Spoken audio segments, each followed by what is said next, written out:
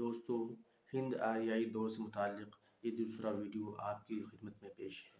آریوں کی ہندوستان آمد۔ آریہ سب سے پہلے وسطی ایشیا سے ایشیائی کوچک اور ایشیائی کوچک سے 2500 قبل مسیح ایران پہنچے اور ایران سے 1500 سال قبل مسیح ہندوستان کے پنجاب کے علاقے میں آئے۔ ہند آریائی دور کو 3 حصوں میں تقسیم کیا جاتا ہے۔ قدیم ہند آریائی دور جو 1500 قبل مسیح سے 500 قبل مسیح تک ہے۔ وسطی ہند آریائی دور جو 500 قبل مسیح سے 1000 عیسوی تک ہے، اور جدید ہند آریائی دور 1000 عیسوی سے تاحال ہے۔ قدیم ہند آریائی دور کو 2 حصوں میں تقسیم کرتے ہیں۔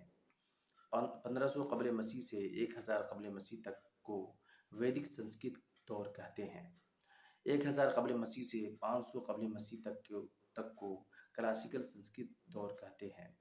وسطی ہند آریائی دور کو بھی 3 حصوں میں تقسیم کرتے ہیں۔